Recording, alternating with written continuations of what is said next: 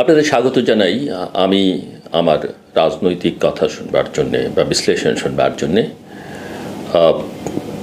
বাংলাদেশের রাজনৈতিক অঙ্গনে নির্বাচনকে ঘিরে ক্লাইম্যাক্স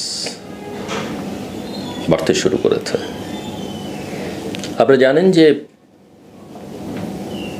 পতিত সরকারের প্রধানমন্ত্রী আওয়ামী লীগ নেত্রী শেখ হাসিনার একটা সাক্ষাৎকার প্রকাশিত হয়েছে ভারতীয় একটি গণমাধ্যমে, এবং সেখানে তিনি প্রথমবারের মতো পুরোপুরি না হলেও আংশিকভাবে হলেও জুলাই আগস্টে যে হত্যাকাণ্ড ঘটেছে তার দায় খানিকটা হলেও স্বীকার করে নিয়েছেন। নেত্রী হিসেবে তিনি মনে করেন যে এই দায় তারও, যদিও পুরোপুরি সেটা স্বীকার করেননি। দায় চাপিয়েছেন পুলিশ প্রশাসন তাদের উপরে।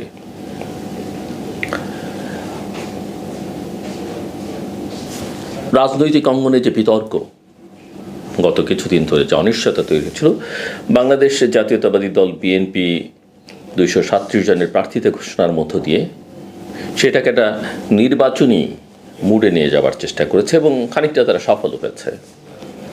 কিন্তু সেখানেই সমস্যার সমাধান নয়, কারণ লক্ষ্য করলে দেখবেন যে জামায়াত ইসলামী তারা এবং তাদের মিত্রদের নিয়ে কথাবার্তা বেশ শক্ত শক্ত বলবার চেষ্টা করছে। এমনকি 10-11 তারিখের মধ্যে তাদের দাবি পূরণ না হলে তারা ঢাকাকে অচল করে দেবে, সে কথাও বলেছে। আপনারা জানেন যে আওয়ামী লীগ একটা নিষিদ্ধ ঘোষিত এক্সিকিউটিভ অর্ডার, অবশ্য আওয়ামী লীগ নিষিদ্ধ সেই অর্থে না হলেও অফিসিয়ালি বলা হচ্ছে কার্যক্রম স্থগিত, কিন্তু কার্যত আসলে নিষিদ্ধই।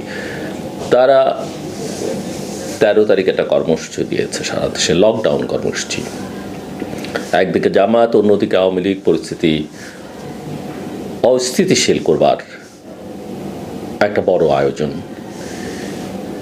সরকার যেমন একদিকে বলছে যে নির্বাচন একদিনও কেউ পেছাতে পারবে না, বিএনপি যেমন অন্য কোনো কথা শুনতেই রাজি না, তারা নির্বাচনের ট্রেনে উঠে পড়েছে এবং গন্তব্যে তারা পৌঁছবেই।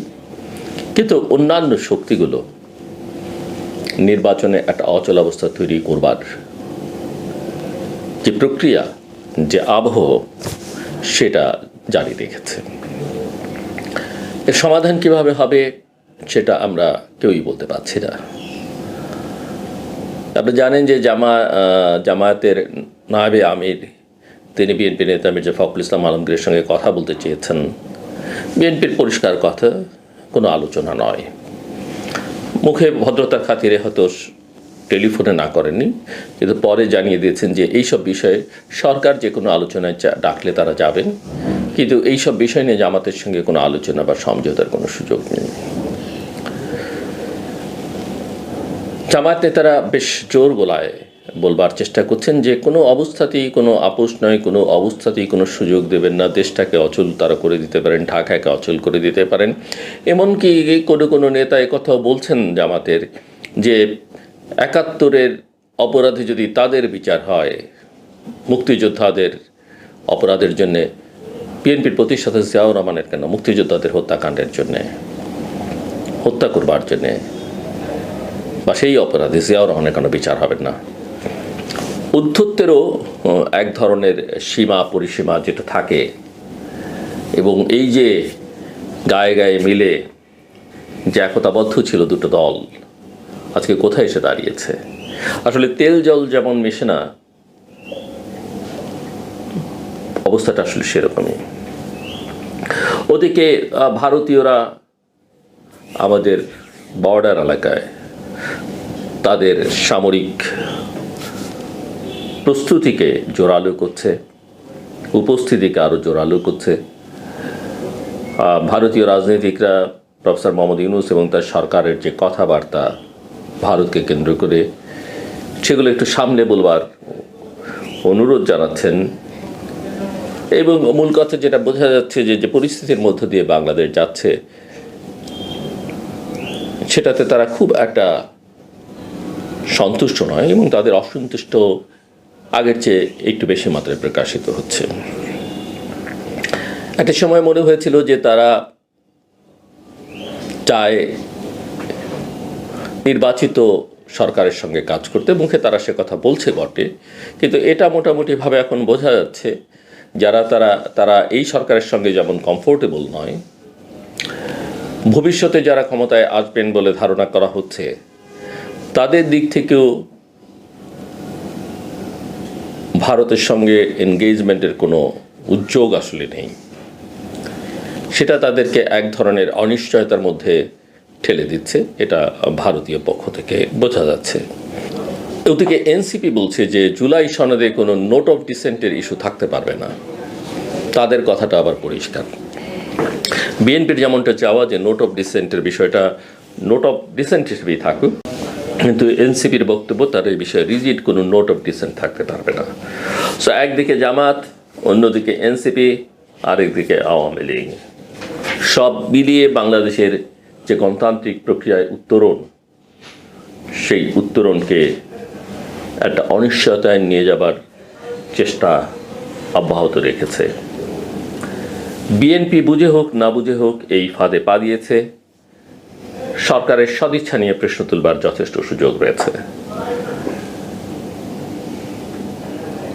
কোথায় আসলে বাংলাদেশ যাচ্ছে, এই প্রশ্নটা এখন অত্যন্ত গুরুত্বপূর্ণ। আমি আবারও বলি, বারে বারে বলি যে বাংলাদেশের গণতন্ত্রে উত্তরণ যত দ্রুত হয় তত মঙ্গল, যত দ্রুত একটা নির্বাচন হয় তত মঙ্গল, এবং সেই নির্বাচন যেন একটা অবাধ, সুষ্ঠু, গ্রহণযোগ্য, অংশগ্রহণমূলক নির্বাচন হয়। এই সরকারের অধীনে আমি আসলে সেরকম কোনো নির্বাচন দেখি না। আমি তাদের খারাপ ভালো কিছুই বলতে চাইছি না, কিন্তু এটা প্রমাণিত যে এটা তারা করতে পারবেন না। তত্ত্বাবধায়ক সরকারের ইস্যুটি উচ্চ আদালতে ঝুলে আছে, হিয়ারিং চলছে, রায়ও হয়তো হবে। যদিও কেউ কেউ বলবার চেষ্টা করছেন যে যদি হাইকোর্টের রায় অনুসরণ করে অ্যাপিলেট ডিভিশন তত্ত্বাবধায়ক সরকার ব্যবস্থা পুনঃপ্রবর্তন করে, তাহলেই তত্ত্বাবধায়ক সরকার ফেরত আসবে না, ফেরত আসবে সংসদে মধ্য দিয়ে। আমার মনে হয় এই কথা ঠিক নয়। যারা কথা বলছেন তারা এই প্রশ্ন তোলেননি যে সুপ্রিম জুডিশিয়াল কাউন্সিল যেটা আদালতের মাধ্যমে, সংসদের মাধ্যমে যেটা বাতিল করা হয়েছিল, আদালত যেটাকে পুনঃপ্রতিষ্ঠা করলো, এবং যেটার কার্যক্রম বা অ্যাকশন আমরা সাম্প্রতিককালও একাধিক ঘটনা প্রবাহের মধ্য দিয়ে দেখতে পাচ্ছি, সেখানে কিন্তু সংসদ প্রয়োজন হয়নি। তো সেখানে যদি এটা প্রয়োজন না হয়, তত্ত্বাবধায়ক সরকারের ক্ষেত্রে কেন দরকার হবে, এই প্রশ্নটা থাকলো। কারণ আইন এক এক সময় এক এক রকম হতে পারে না, সিদ্ধান্ত আদালতের কিংবা সংসদে এক এক সময় এক এক রকম হওয়া সম্ভব নয় বা করা যায় না। কাজেই সেটা একটা এখন পর্যন্ত আমার কাছে মনে হয় যে এখন পর্যন্ত বাংলাদেশের সামনে অপশন যে একটা যত দ্রুত ভালো নির্বাচন করবার জন্যে তত্ত্বাবধায়ক সরকারকে পুনঃপ্রবর্তন করা, একটা নতুন সেটের মাধ্যমে যত দ্রুততম সময়ে সম্ভব বাংলাদেশে জাতীয় সংসদ নির্বাচনটা করা দরকার। একটা অবাধ, সুষ্ঠু, গ্রহণযোগ্য, অংশগ্রহণমূলক, অন্তর্ভুক্তিমূলক নির্বাচন, এবং যেই নির্বাচন এর মধ্য দিয়ে যারা এই ক্ষমতায় যাবেন তারা একটা শক্ত ভিতের উপরে দাঁড়িয়ে থাকবেন, যেই নির্বাচন নিয়ে কোনো প্রশ্ন তেমনভাবে উঠবে না, দেশে বিদেশে গ্রহণযোগ্যতা পাবে। সেটা যদি থাকে যে কোনো সরকার, যে দলেরই হোক, সেটা বিএনপি বা অন্য যে কোনো দলের হতে পারে, হলে মানুষ যাদেরকে ভোট দিয়ে বসাবে তারা একটা শক্ত ভিতের উপরে দাঁড়িয়ে 5 বছরের জন্যে পরিকল্পনা করতে পারবেন, দেশ পুনর্গঠনে ভূমিকা রাখতে পারবেন